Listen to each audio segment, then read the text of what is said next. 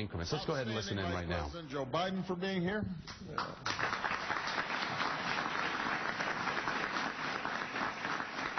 And we are joined by members of both parties in Congress who helped to get this bill to my desk.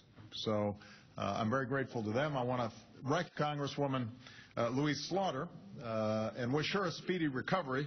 She broke her leg yesterday, so she can't be here in person. I think she'll be okay.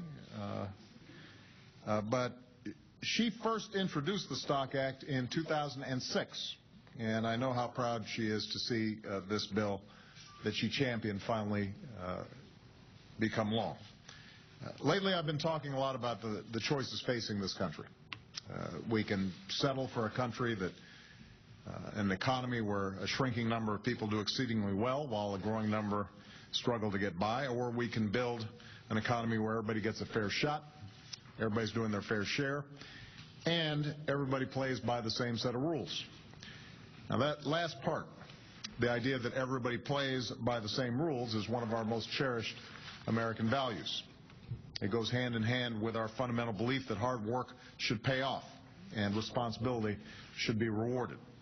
It's the notion that the powerful shouldn't get to create one set of rules for themselves and another set of rules for everybody else. And if we expect that to apply to our biggest corporations and to our most successful citizens, it certainly should apply to our elected officials, especially at a time when there's a deficit of trust between this city and the rest of the country. And that's why in my State of the Union I asked members of the House and the Senate to send me a bill that bans insider trading by members of Congress, and I said that I would sign it right away. Well, today I am happy to say that legislators from both parties have come together to do just that.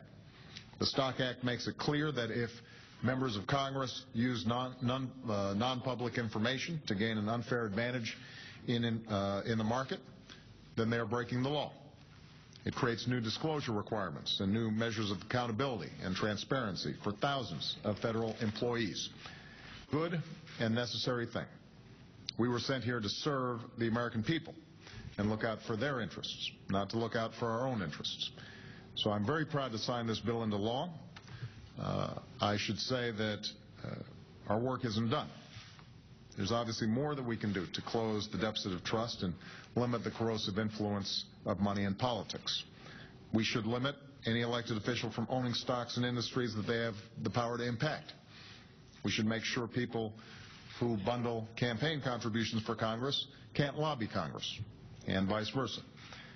These are ideas that should garner bipartisan support. And they certainly have wide support outside of Washington. And it's my hope that we can build off today's bipartisan effort to get them done. In the months to come, we're going to have plenty of debates over competing visions for this country that we all love. Whether or not we invest in the things that we need to keep our country safe and to grow our economy so that it's sustained and lasting. Whether or not we'll ask some of our wealthiest Americans to pay their fair share, how we're going to make sure that America remains a land of opportunity and upward mobility for all people who are willing to work. Those are all debates that I'm looking forward to having. But today, I want to thank all the members of Congress who came together and worked to get this done.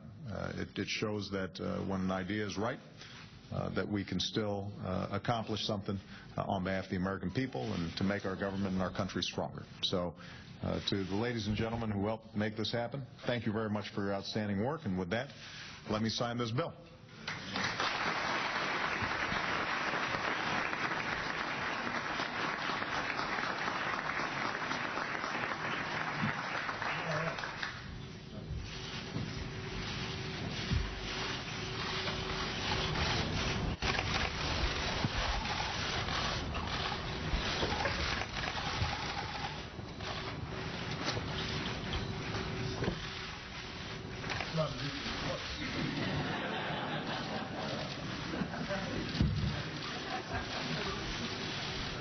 That was President Obama signing the Stock Act, which will prevent members of Congress from insider trading. The president said during this year's State of the Union that he would sign such a bill, and Congress answered with